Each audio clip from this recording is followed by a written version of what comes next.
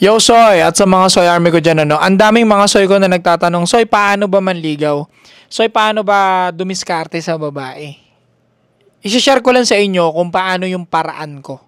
So, si Soy, hindi talaga ako technically nanliligaw. Yung kagaya ng iniisip ninyo na pupunta sa bahay ng babae, magdadala ng flowers, chocolate, or susundo, hatid sa trabaho niya. Wala akong time para gawin yung mga ganong bagay. Although may time ako sa date. Diyan ako pinaka-umaatake sa date. Kapag nakuha ko yung loob ng babae sa mga small talk, halimbawa ka-workmate ko siya, small talk sa kanya, pailan-ilan, nagsisimula sa hi, hello, hanggang sa magkaroon ng kumustahan to the next day, o sa mga unang meet, ganyan, kumustahan. Basta, lagi nagsisimula sa small conversation, sa maliliit na usap, napakahalaga nun. Pitcha-pitcha ka lang muna sa maliliit. Kumbaga sa boxing, jab-jabin mo lang muna yung crush mo. Kung crush mong ka-schoolmate mo yan, magsimula ka sa hi. Huwag kang matakot. Hi, good morning, ganun. Hi, good afternoon. Kaya bati-bati ng kilay. Kapag wala pa talaga kayong same ground, wala pa kayong totaling pagkakilanlan sa isa't isa, bati-bati lang ng kilay. Wala namang masama dyan. Ganun lang. Wag naman yung sobrang pakit na, wag ganon, tol. Simpleng kilay lang. Kilaya mo lang. Ganun lang. Oy, pagkasalubong kayo diba? Schoolmate kayo diba? Ganun lang. Tango-tango, ganyan. Hanggang sa magiging familiar ka sa kanya. At magbibigay ng signal to sa kanya na hindi ka naman serial killer. Kasi kahit papaano, marunong ka mag-approach ng tao, marunong ka makipag-socialize. Isa yan kasi sa ayaw ng babae, yung kapahamakan na may dadala sa kanila. So, kaya silang ilang, kaya kung papansinin ninyo, kung magra-random kayo na pahingi po ng number mo, random, pahingi ng Facebook mo, anong pangalan mo ate, hindi ka nila kikibuin. Hindi ka nila papansinin most of the time. Kahit gaano ka pa kabogi, hindi ka basta-basta entertainin. Kasi nga, syempre, natatakot din sila na baka mamaya kapahamakan ng dala mo sa buhay nila. So, at least, simulan mo muna sa icebreaker na bati ng kilay. Tapos, kapag madalas kayo nagkakasalubong, nagkakatsyempuhan ka rin o tsumetsyempo ka, doon ka na mag-small talk sa mga ilang bati ninyo, Simulan mo sa, hi, kumusta? Kumusta naman school mo? Kumusta naman araw mo? Or, kung ka-work mo siya, kumusta naman? Anong nangyari sa work, ganyan, stressful or what, ganyan. Hanggang sa mag-open up siya na mag-open up, ganyan. Hanggang sa magkapalagayan kayo, magyaya ka ng kain, doon ka na aatake sa kain, Kung paano ka boboka ng boboka. Dali mo sa coffee shop, dali mo sa kainan. Pero para sa akin, pinaka-masasuggest ko lagi, para mas makilala mo yung babae, coffee shop na lang. Coffee shop. Mas tipid para sa'yo, hindi ka sagad-sagarang nag-best foot forward, at least, mas makikilala pa ninyo yung isa't isa. At hindi pa mabubutas yung budget mo. Kung sakaling hindi mo siya matripan. At least, hindi butas yung budget mo, makakaayaw ka, So, tapos na tayo dun sa first phase ng bati ng kilay. Ito para to sa wala pa talaga kayong pagkakilanlan, Bati ng schoolmate mo lang siya or ka-workmate mo lang siya, bati ng kilay, okay. And then small talk na kayo, kaya kumusta? Umsa mo sa malamig na kumusta, warm na kumusta? Trabaho mo, ganyan, naman, kwento, ganyan, kwento, chika-chika, ganyan. Pag nagkapalagayan na kayo sa mga small talk, napapangiti mo siya o much better napapahampas siya sa balikat mo or napapatachi siya sa'yo, mas pinaka good sign yon dahil ibig sabihin mas kampante siya sa'yo at hindi siya natatakot sa'yo or palagay ang loob niya sa'yo pag may physical touch siyang binibitawan. Pag mas mo rin yung madalas niyang pag ganun ng buhok kasi isa rin yun sa mga sign na gusto niya i-flex yung ganda niya sa'yo, gusto kanya ma-attract. Okay, so pag maraming beses siyang gumaganon sa'yo, ibig sabihin good sign din yun. So again, dun lang tayo sa taas ng kilay, bati-bati. Pag nakuha mo na siya doon, small talk. Pag kumagat pa rin siya sa small talk, nakikipag-usap pa rin siya. May mga smirk, smile ng konti-konti. That's a good sign also. Sa mga susunod na salubong ninyo ulit, huwag ka na matakot na kunin yung Facebook niya or Instagram niya. Huwag na po number. Sa mga soy ko, wag po number ang hingin. Mas much better Instagram na lang, Facebook. Kasi mas hindi ka niya i-reject sa mga bagay na yun. Kasi pag number, mas malaki chance i-reject ka pa niya At least sa Facebook, Instagram, nakikita naman talaga yan publicly, di ba? Nakikita naman ako sino-sinong tao publicly yan. So, hindi nila ipagdadamot yan. Kasi lumalabas nga yung Facebook nila kung saan-saan. Nagsasuggest friend yan kung saan-saan eh. So, unlike number, mas masyadong private, Facebook or Instagram na lang ang kunin ninyo. Mas maliit yung chance ang ma-know kayo kapag Facebook o Instagram. Okay? Mas safe yun. Okay? So, nakuha mo na yung Facebook at Instagram niya, no? So, nagkakausap na kayo online. Doon mo na mag-gauge also kung willing ba siyang makipag-date sa'yo, ano? Kapag nakapasa ka na doon sa stage ng taas kilay, nagka-small talk na kayo kahit papano, napapasmirk mo siya o smile, that's a good sign also. Pag gumaganon siya ng buhok, nakuha mo yung Facebook at Instagram niya, nag-yes ulit siya dyan, nakuha mo ulit, and then nagkakaroon na kayo ng small talk outside ng work ninyo or ng school ninyo, doon mo na siya iayain magkape sa chat, no? Or sa person, pwede rin. Pero, either one of those, no, chat or person, yayain mo magkape. Kape pinaka the best na yaya. Kasi after naman ng labas naman ng school ninyo, may coffee shop diyan sigurado ako. Or sa labas ng work ninyo, may Starbucks naman diyan lagi, 'di ba? Hindi naman nawawalan. Or kahit McDong coffee, walang problema. Pancake McDo, 'di ba? Hindi naman importante 'yan. Ang importante naman kasi diyan is makilala mo yung babae. Okay, kung maganda ba yung mga attributes nito, no? Parang Dota. Kung maganda ba yung mga qualities nito at babagay ba to para maging karelasyon mo. Doon mo rin malalaman, ano.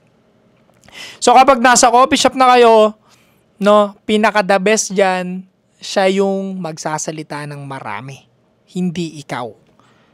Isa rin sa mapapansin mo, kapag hindi okay yung conversation, no, kapag ikaw lang lagi yung nagsasalita at hindi na siya masyado nag-open up, mata-turn off yan sa'yo, yung chick na yan.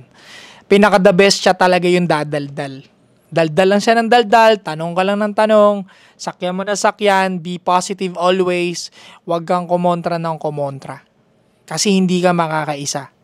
Again, kapag kumontra ka ng kumontra sa mga pinagsasabi niya, hindi ka makakaisa.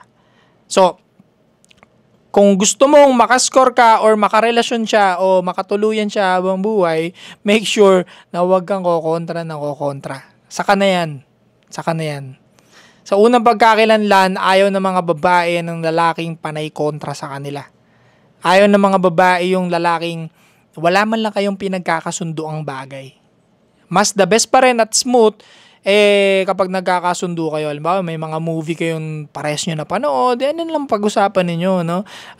Wag politika, wag about sa religion, wag din about sa mga logical na usapin.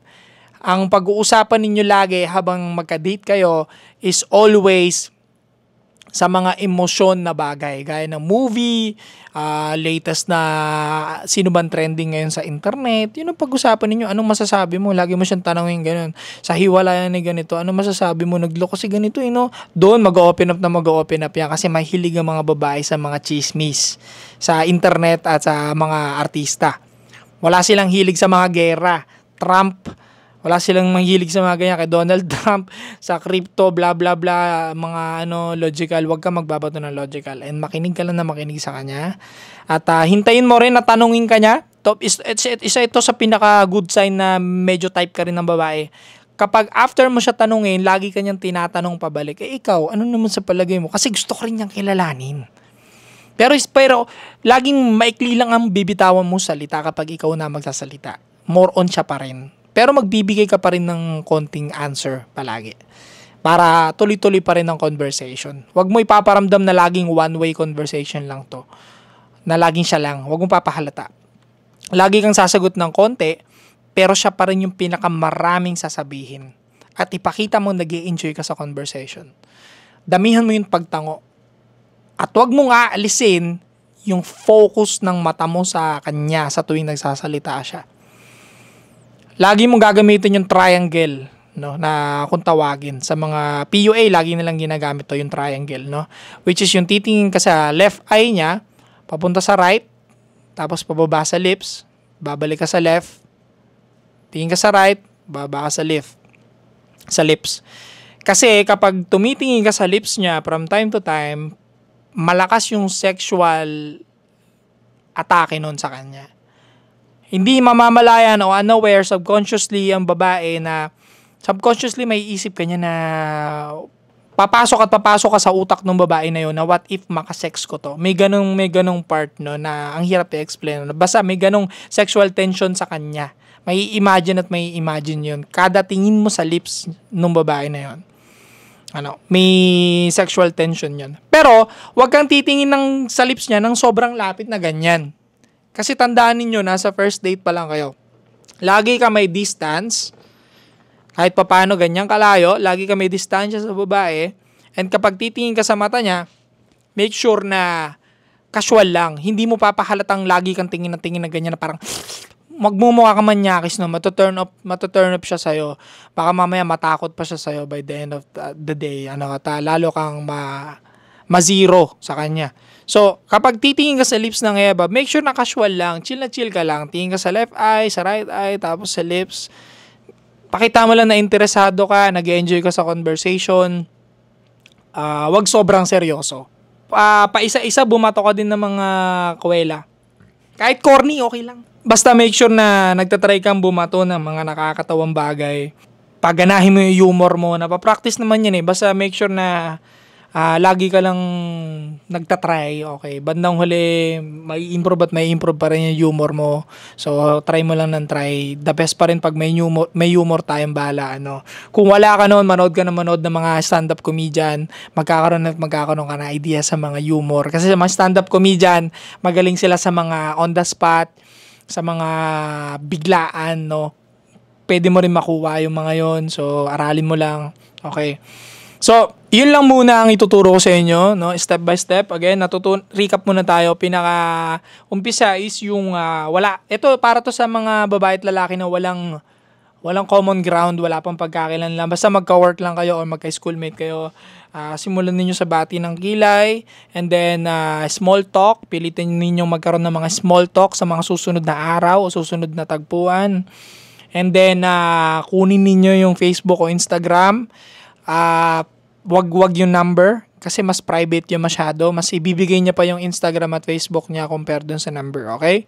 And then, hayaan nyo ng date sa coffee shop or huwag naman sa sobrang bongga agad na restaurant. Huwag kayong magpasiklab ng ganon. Lalo na kung hindi mo naman afford. Kung afford mo, walang problema. Pero kung hindi mo afford, wag. Coffee shop lang, the best.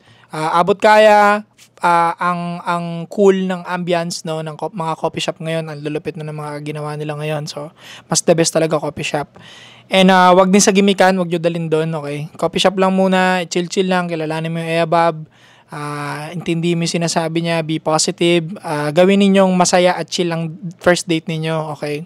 Be warm, hatid nyo sa bahay nila, walang problema dyan. Hindi pagiging simp yan. Tayo mga lalaki, likas tayong protective, and ina-assure natin na yung mga mahalagang tao sa buhay natin hindi napapahamak. So yung paghatid sa babae, hindi masama yan, hindi simp yan. Magiging simp lang yan kung ginawa ka niyang boy best friend, tas hatid sundo ka pa rin ng hatid sundo, mukha kang tanga. So kung nagde-date naman kayo, wala masama dyan. Nandiyan ka pa sa stage na nagbe-best foot forward kayo, wala masama doon. Basta wag lang labis-labis to the point na nauubos yung pera mo. Yun, pagiging simp na yun. Basta okay lang yan, no? So, kung may katanungan kayo, may mga gusto pa kayong itanong, idagdag, comment down below lang at sasagutin ko yan sa mga susunod na video. Okay? Stay cold.